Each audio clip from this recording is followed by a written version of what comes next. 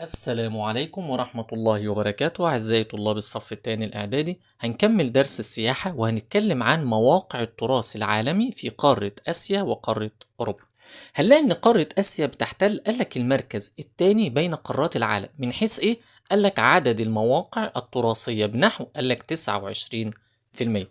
أما الصين تحتل المرتبة الأولى آسيويا من حيث عدد قالك المواقع التراثية. طب تعالوا نتعرف على أهم المواقع التراثية اللي موجودة في قارة آسيا. قال لك أول حاجة محميات دب باندا سيشوان العملاق. قال لك تضم 7 محميات طبيعية و9 متنزهات في الصين. تأوى أكثر من قال لك 30% من مجموع حيوانات الباندا العملاق الموجودة في العالم، وهي من الحيوانات المعرضة لخطر قال لك الانقراض، وتعتبر من أكثر مواقع العالم في الثروة النباتية بعد الغابات المدارية المطيرة، حيث تضم أكثر من 5000 نوع من النباتات. طيب رقم 2 مدينة القدس القديمة وأسواره.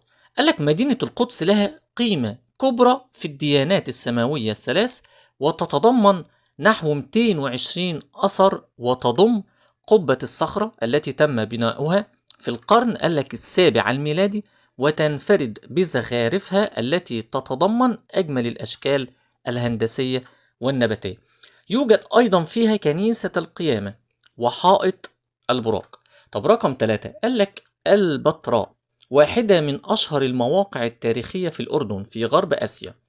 كانت مأهولة بالسكان في فترات ما قبل التاريخ، ومقسمة إلى نصفين، نصف تم تشييده ونصف تم حفره داخل الجبال، ويختلط فيها تأثيرات التقاليد الشرقية القديمة مع الهندسة اليونانية القديمة.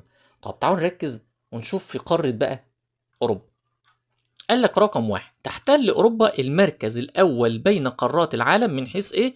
قال لك مواقع التراث العالمي بنحو قال لك 40%. 2 قال لك تحتل إيطاليا المرتبة الأولى أوروبيا من حيث عدد المواقع التراثية. طب تعال نشوف أمثلة للمواقع التراثية. قال لك رقم 1 حديقة فتنا كوكول الوطنية، منطقة بركانية شهيرة تمثل نحو قال لك 14% من مساحة أيسلندا. تضم قال لك 10 براكين مركزية، 8 منها قال لك تحت الجليد، واثنان منها بين أنشط البراكين في أيسلندا. يبقى كده 8 براكين موجودة تحت الجليد، واتنين تعتبر من البراكين النشطة في أيسلندا. طيب تتسم بإيه؟ قالك تتسم هذه المنطقة بالفيضانات المفاجئة الناتجة عن حدوث إيه؟ قالك انهيارات على جوانب الأنهار. يبقى لما يجي يقول لي بما تفسر تتسم هذه المنطقة بالفيضانات المفاجئة ليه؟ أقول له بسبب حدوث انهيارات على جوانب الأنهار الجليدية. طب بما تفسر برضو أقول له بسبب حدوث ثوران بركاني. طيب أدى الحدوث المتكرر لظاهرة الفيضانات إلى إيه؟ النتيجة المترتبة على ظاهرة الفيضانات المتكررة. قال لك ظهور سهول رملية وأودية فريدة من نوعها. طيب تعال نشوف مدينة البندقية. قال لك تأسست في إيطاليا في القرن الخامس الميلادي فوق أرخبيل من الجزر يتكون من 118 جزيرة صغيرة، وتعتبر المدينة بأكملها تحفة هندسية معمارية استثنائية، حيث تبدو وكأنها تطفو على مياه البحيرة، لتمثل مشهدا طبيعيا لا ينسى ألهم جماله الفنانين والمبدعين. بعد كده هنتكلم عن المساكن المعلقة حول جبال الألب. توجد في 6 دول أوروبية، وهي ألمانيا، إيطاليا، النمسا، سلوفينيا، سويسرا، فرنسا. تضم هذه المواقع بقايا مستوطنات ترجع لعصور ما قبل التاريخ. بنيت هذه المساكن على ضفاف قالك البحيرات والأنهار والأراضي الرطبة التي كانت موجودة في تلك الفترة. طيب نركز عشان نعرف المشكلات التي تواجه السياحة في قارة آسيا وقارة أوروبا. قالك تواجه السياحة عدة مشكلات تشمل قالك رقم 1 التقلبات الاقتصادية، 2 قالك الأحوال المناخية المتطرفة يعني المتغيرة بشكل مفاجئ. طب تعال نشوف الأول قارة آسيا. قالك ضعف شبكات البنية التحتية والنقل الجوي في عديد من الدول زي دولة كمبوديا، دولة أفغانستان، دولة اليمن. رقم 2 قال لك صعوبة الحصول على التأشيرات السياحية. 3 قال لك ارتفاع تكاليف الرحلة السياحية.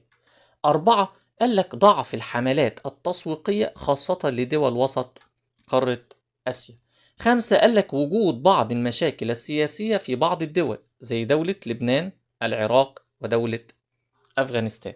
دي بالنسبة لقارة آسيا. طب قارة أوروبا قال لك الازدحام الشديد في عديد من المدن قال لك السياحية، مثل روما بإيطاليا، باريس بفرنسا، برشلونة بأسبانيا.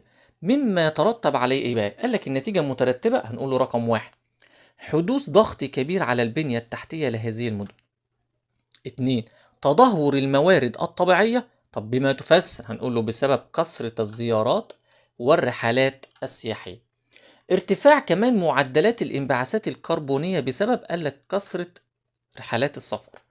عدم الاستقرار السياسي والأمني في بعض المدن السياحية. طب بما تفسر هنقول له بسبب الحروب مثل الحرب الروسية الأوكرانية. طب تعالوا بقى ونركز في الجهود التي بذلتها الدول الآسيوية والأوروبية عشان تعمل تنمية للسياحة.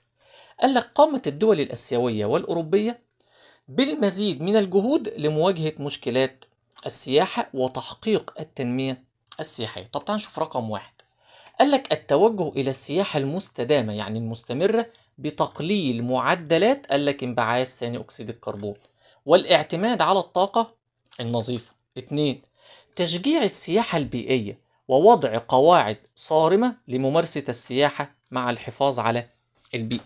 رقم 3 قال لك تحديث وتطوير البنية التحتية واستخدام وسائل نقل صديقة للبيئة. رقم 4 إطلاق نظام التأشيرة الإلكترونية في بعض الدول مثل الإمارات وتركيا. السعي لتطبيق التأشيرات الموحدة قال لك بين مجموعة من الدول. وهنا في معلومة مهمة، أقامت مصر عديد من المشروعات التي تستهدف تطوير المناطق السياحية وجذب مزيد من السائحين، مثل مشروع مراسي البحر الأحمر ومشروع رأس الحكمة. وبكده احنا خلصنا الدرس، واشوفكم على خير، والسلام عليكم ورحمة الله وبركاته.